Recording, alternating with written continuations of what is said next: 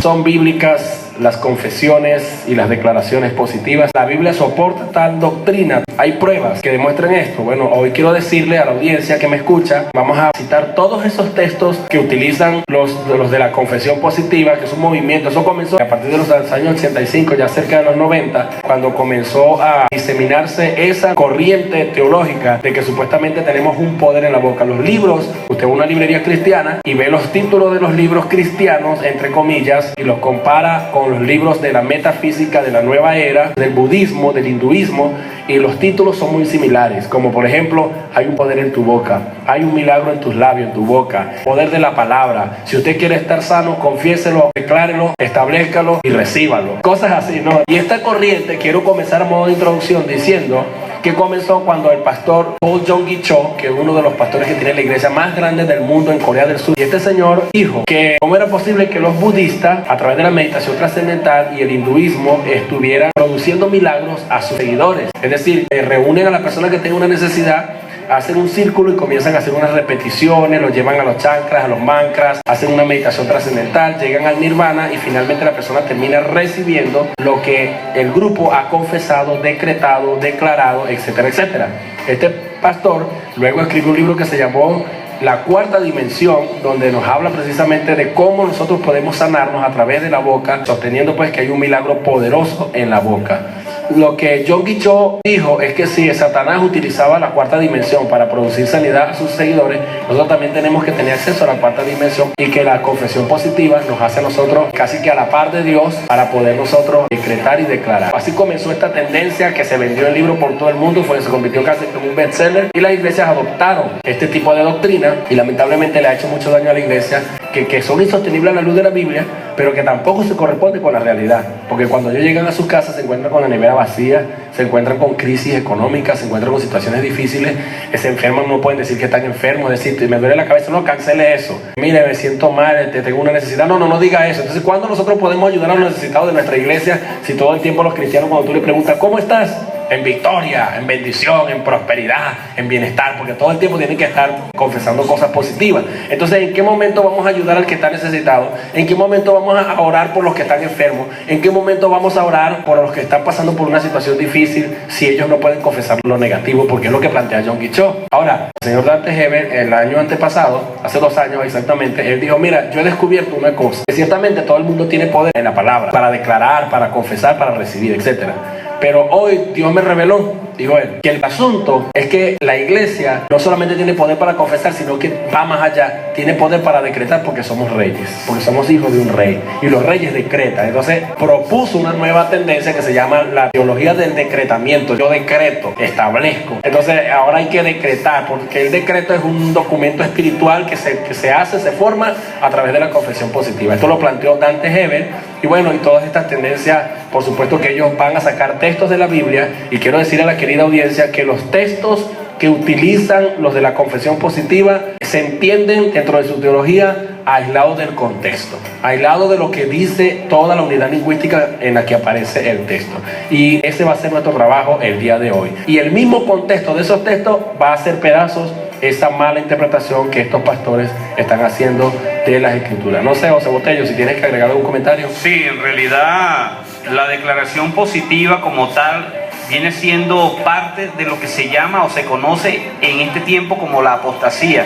Mi hermano Sánchez. Bueno, estas cosas se están viendo mucho hoy en día, lamentablemente, pero realmente lo que sucede es que nosotros no buscamos de corroborar con la palabra de Dios. En vez de recurrir a la Biblia, corroborar si es cierto lo que están diciendo estas personas, no, ellos van en pos de estos líderes. Nosotros debemos es apegarnos a la palabra de Dios, debemos escudriñar las escrituras. Muy bien, qué buena apreciación. Sí, estamos viviendo un tiempo muy peligroso, y bueno, y lamentablemente ya no estamos viviendo los tiempos cuando Jonathan Edwards, cuando Charles Spurgeon, con estos hombres de Dios que enseñaban a la iglesia a tener interés profundo en la palabra de Dios, y la gente estaba muy formada bíblicamente. Y hay unos pocos pastores que aún están predicando la verdad, pero escasean, porque si tú quieres estar en la televisión, tú tienes que aceptar todas estas mentiras que se están enseñando. De lo contrario, tú quedas relegado, se te dice, se te acusa, a nosotros se nos acusa de que no somos mente abierta. Nosotros preferimos apegarnos a lo que la Biblia dice. ¿De qué nos vale nosotros ganar el mundo entero, como dice la Biblia, y perder nuestra alma? Entonces es preferible enseñar lo que dice la Biblia. Y bueno, para entrar en materia, vamos a comenzar citando algunos textos de la Biblia que los confesistas utilizan para querer sostener esta doctrina. Por ejemplo, Marcos 11, 22, 23. Y Jesús respondió y le dijo: tened fe en Dios, porque de cierto os digo que cualquiera que diga a este monte, cualquiera que diga, se centran ahí, no subrayan, que diga, o sea, está usando la boca para confesar a este monte, arrójate al mar, todo lo que diga será hecho. Nada más citan esa parte y se centran en donde dice: y cualquiera que diga a este monte. Es decir, está diciendo que diga. Si tú le vas a hablar al monte, es porque estás usando tu boca para confesar y darle una orden a ese monte. Lo que ellos no entienden es que una de las cosas que hay que aprender es que no se puede agarrar un texto para sacarlo de su contexto, porque eso nos llevaría a armar un pretexto. Hay que leer el contexto, hermanos. Por ejemplo, si nosotros vemos todo el pasaje de Marcos 11, yo lo invito a que lo lean. Está hablando de una serie de narraciones que Cristo fue teniendo en diferentes ocasiones. Y hay una explicación excelente del pastor Chuy Olivares. Yo invito a la audiencia a que busquen El engaño de la confesión positiva. Lo pueden ver en audio, en video, porque se desconoce el contexto. Pero lo que Cristo quería enfatizar, dos cosas cuando Él utilizó esto. Número uno, que oremos a Dios. Y número dos, que tengamos fe en Dios cuando nos acerquemos a Él a través de la oración. El Cristo viene hablando de la higuera. El contexto se da porque Cristo maldice una higuera y se secó. Y a los 3 días, a los 2 o 3 días, apareció Cristo nuevamente allí. Y los discípulos quedaron sorprendidos. Mira, Señor, la higuera se secó. Ahí es donde Cristo aparece y les dice: tened fe en Dios, porque de cierto digo que cualquiera que diga a este monte, arrójate al mar, cree, dice, pero cree que va a hacer lo que dice, todo lo que diga será hecho. O sea, fíjate que ahí dice y cree. O sea, tú no basta con decirlo, tienes que creer. O sea, lo que juega un papel ahí es la fe. Pero dentro de la malla textual, dentro de todo el contexto, el pasaje está hablando de dos cosas: orar y tener fe. Orar y tener fe cuando te acerques a Dios. Si todo lo tenemos con la confesión positiva, ¿para qué vamos a orar? Yo solamente tengo que confesar, y si el milagro está en mi boca, yo voy a confiar en mis labios. La Biblia dice que no nos fiemos de nuestra propia opinión, de nuestra propia prudencia. Realmente hay un milagro en mi boca y en mis labios. ¿Para qué voy a orar? ¿Para qué voy a trabajar? ¿Para qué vamos a hacer estas cosas si yo confieso todo y al confesarlo, decretarlo, declararlo y proclamarlo ya lo tengo? No voy a cocinar, no me voy a bañar. ¿Para qué me voy a bañar? Digo, me declaro ya bañado y limpio, ¿verdad? Limpio, perfumado y todo. No compro perfume, me declaro y estoy listo. O sea, es una cuestión ilógica, irracional, absurda. No voy a trabajar, declaro que me va a caer una maleta aquí en mi casa, voy a encontrar una paca de billetes. Pues lo declaro, lo confieso, lo creo y lo recibo. Cosas así, ¿no? Entonces es una propuesta, es como un suicidio intelectual. Pero no solamente un suicidio intelectual, sino que va en contra de la razón, ¿no? Varios peligros que hay con la confesión positiva. Destruye la soberanía de Dios. Porque si yo con la confesión positiva lo tengo todo, ¿dónde queda la voluntad de Dios implícita? No, es que yo lo declaro y punto. O sea, sin tomar en cuenta la voluntad y la soberanía de Dios, la decisión de Dios y lo que Dios determine para mi vida. Dios conoce qué es lo que yo necesito. Sí. Dios sabe de qué cosa yo tengo necesidad y Él sabe en qué momento me puede dar lo que yo necesito, y sabe también discernir si lo que yo estoy pidiendo se apega a lo que Él me pueda dar o no. No porque Él no sea omnipotente, sino que hay cosas que muchas veces pedimos mal para nuestro deleite. Destruye la soberanía de Dios, como lo plantea, por ejemplo, Génesis 14, 19, Nehemías 9, 6, Nehemías 18, 11, Éxodo y Deuteronomio 10, 14, 17, etcétera, etcétera. Hay muchos textos. Dios enseña que todo tiene su tiempo y la voluntad de Dios. Exactamente. Entonces, eso ataca la soberanía de Dios en primer lugar. En segundo lugar, la doctrina de la confesión positiva exalta al hombre porque lo pone a la par con Dios. Si Dios es el que creó las cosas por medio de la palabra, ellos te están hablando de un poder creativo en tu boca. Tienes un poder creativo en tu boca, tú tienes poder. De hecho, hay predicadores que cuando llegan a dar sus predicaciones, dice: en mi boca está el poder de la vida, ¿no? Entonces dice: hablaré palabras de vida y no de muerte, de salud y no de enfermedad, de prosperidad y no de pobreza, de bendición y no de maldición, porque en mi boca hay un poder. Este postulado, por supuesto, que está sacando un texto de Proverbios. Vamos a ir sacando esos textos poco a medida que avance el programa. En tercer lugar, la mal llamada doctrina de la confesión positiva le da más valor. Se le da más valor a la boca que a la palabra de Dios, que a las escrituras. Como yo tengo un poder, ¿para qué voy a citar la Biblia? ¿Para qué voy a leer la Biblia? ¿Para qué voy a orar? Si yo confío en mis labios, yo confío en mi propia opinión, en mi propia prudencia. Los textos bíblicos confirman esto. El Salmo 19, 7 al 11, el Salmo 119, donde David hace un reconocimiento maravilloso de lo que es la palabra de Dios. Cuánto amo tu ley es mi palabra. El entendimiento de la ley me hizo aborrecer la mentira. La lámpara es a mis pies tu palabra y lumbrera mi camino. ¿Con qué limpiará el hombre su camino? Con guardar tu palabra, etcétera, etcétera. Entonces, esta teología atenta contra todas estas cosas. Mira, Juan 5:14 dice: si pedimos O dice si confesamos, si declaramos o decretamos, si pedimos, pedir es orar, conforme a su voluntad, entonces nos será dado. Romanos 4:17, cuando Dios dice, el apóstol Pablo dice, como está escrito, refiriéndose a Abraham, un pacto que Dios hizo con Abraham, ¿verdad? Te he puesto por padre de muchas gentes delante de Dios a quien creyó, el cual da vida a los muertos y llama las cosas que no son como si fuesen. A ellos les gusta citar a la gente, llama las cosas que no son como si fuesen, para decir que nosotros tenemos tal poder. Llame las cosas que no son como si fuesen. ¿Qué necesitas? Una casa. Visualiza la casa y comienza a declararla. ¿Qué necesitas? Un carro. Visualiza el carro como tú lo quieras. Ponle la mano si tú quieres. Y a veces sacan hasta pasajes fuera de contexto de allá, casos específicos como Josué. Los que pisaron la plata de mis pies será vuestro, dice. Entonces no, tú quieres decir que yo voy a pisar el auto de botella, ahora ese auto es mío. Cuando pises una cucaracha, como dice Chuy Olivares, llévatela porque también es tuya, porque la pisaste, ¿viste? Con la planta de tus pies. ¿Ah? Cuando pises por ahí cualquier otra cosa, llévatelo. Cuando entres a un banco, llévate el banco o quédate con el banco. Dile al dueño, ahora el banco es mío porque pisé el banco. Lo dice Chuy Olivares. Es absurda, ¿no? Esta teología extraña. Entonces, el contexto de este texto nos está hablando de que Abraham fue un hombre de fe y nos está hablando que él creyó en esperanza contra esperanza y Dios entonces le honró, porque Dios, que es Dios, porque ahí está una cláusula, dice, Dios es el que llama las cosas que no son como si fuesen, es Él el que puede hacer las cosas posibles. Y luego dice que Abraham creyó en esperanza contra esperanza para llegar a ser padre de mucha gente, conforme a lo que se le había dicho, así será tu descendencia. Entonces, estos textos bíblicos nos están diciendo que nosotros tenemos poder para llamar las cosas que no son como que si fuesen, ¿no? Porque sería contrario a la palabra de Dios. Por ahí nuestro hermano Rodi también nos mandó un texto, nos dice, buenas tardes, cuando Jesús dijo, Lázaro, ven fuera, ¿fue una declaración positiva? Porque el milagro ocurrió. El contexto nos dice que Cristo oró primero. Ahí dice que alzando sus ojos dijo, Padre, te doy gracias porque me oíste. Yo sé que tú siempre me oyes, dice, pero lo dije por causa de la multitud. O sea, Cristo oró antes de llamar a la... Y también pidió a la gente que hiciera algo. Quita la piedra. Tú habías dicho la piedra, muévete de ahí piedra, ruédate hacia un lado. No, y le pidió a Marta que le pidiera a la gente que rodara la piedra. Entonces, dando esta respuesta de Juan 11, Juan capítulo 11, Cristo no está estableciendo la doctrina de la confesión positiva. El contexto echa por tierra. Entonces, vamos a ver qué dice Proverbios 6:2, que es otro pasaje que utilizan. Bueno, la palabra de Dios dice así: te has enlazado con las palabras de tu boca y has quedado preso en los dichos de tus labios. Exactamente, ellos te agarran ese texto y dicen que no puedes utilizar la boca para hablar de cosas negativas. Por ejemplo, si yo digo, ay, me duele la cabeza, hermano, cancele eso y revoque eso porque te estás enlazando con los dichos de tu boca. Ese dolor de cabeza nunca se va a ir de ahí. O si estás enfermo, estoy enfermo, no, hermano, cancelo, revoco, no sé qué más te dice, no, fuera de esas cosas, hermano, eche de decir estas cosas porque usted se va a enfermar, está trayendo la enfermedad. O si tú dices, oye, no tengo dinero, hermano, te vas a morir pobre toda tu vida, o sea, ese tipo de cosas. Porque ellos lo que dan a entender es que la boca tiene un poder para enlazarte, lo que tú dices con tu boca, tus palabras. Entonces, el texto, vuelve a leer cómo es que dice el texto que ellos citan.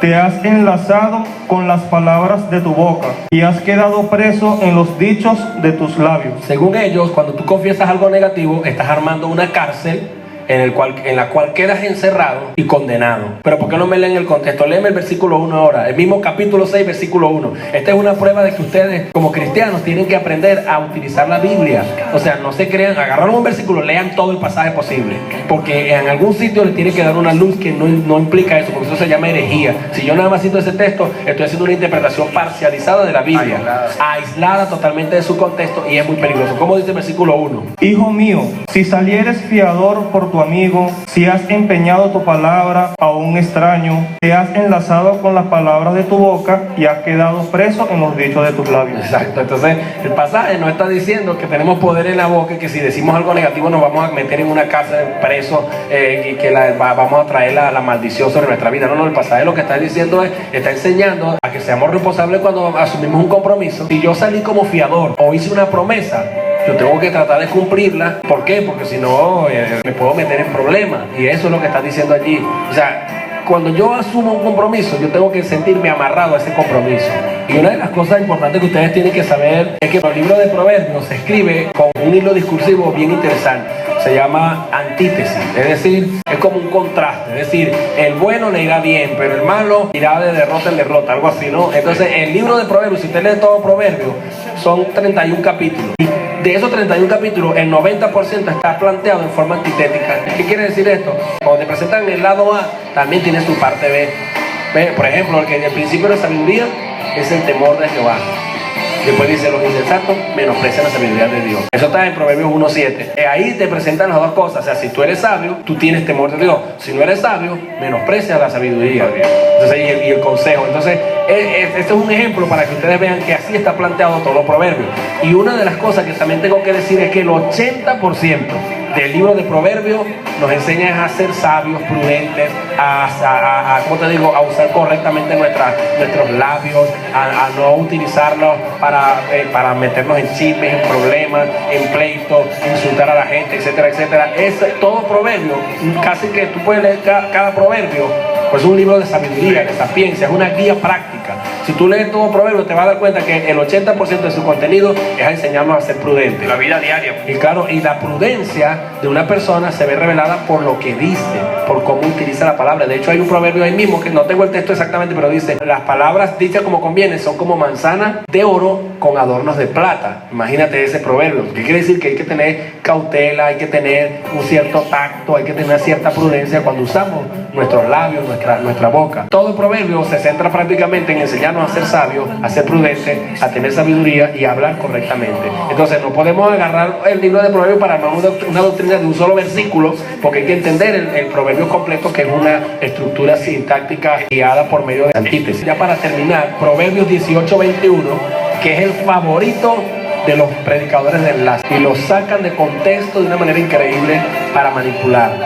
Proverbios 18:21. Aquí lo tenemos, bueno, dice así: muerte y la vida están en poder de la lengua, y el que la ama comerá de sus frutos. Ese texto lo saca para decir, la muerte y la vida están en el poder de la lengua. Si tú quieres vivir, confiesa puro vida. Tú quieres estar sano, confiesa sanidad. Tú quieres ser próspero, confiesa riquezas.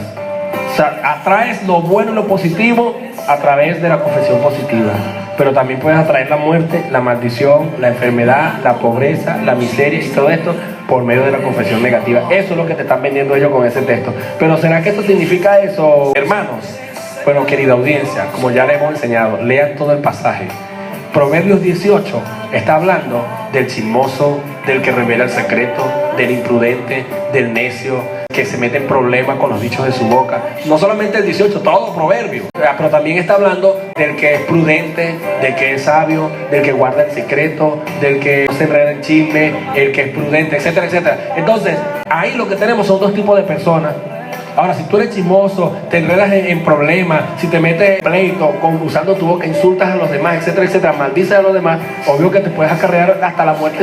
¿O cuánta gente no lo matan por ahí por un insulto? Mueren decenas de personas, producto de insultos, de usar incorrectamente la boca. Entonces, el que está hablando allí, en primer lugar, es el rey Salomón, y está diciéndonos, a la luz del contexto, que si tú eres una persona que no usa correctamente tus labios, que eres chismoso, eres mentiroso, revelas el secreto, etcétera, te puedes meter en problemas y puedes acarrear sobre tu vida la muerte. Pero por el otro lado, porque es una antítesis, ¿no?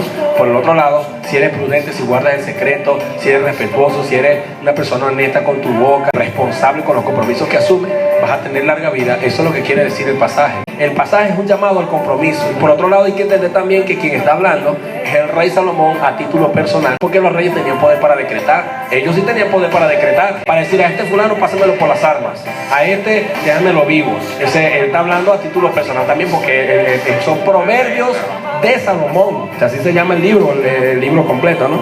Entonces esto es muy importante. Ya refutadas estas ideas distorsionadas, hemos comprobado que no hay poder en la boca. Ahora, si hay un poder en la oración, si tienes fe.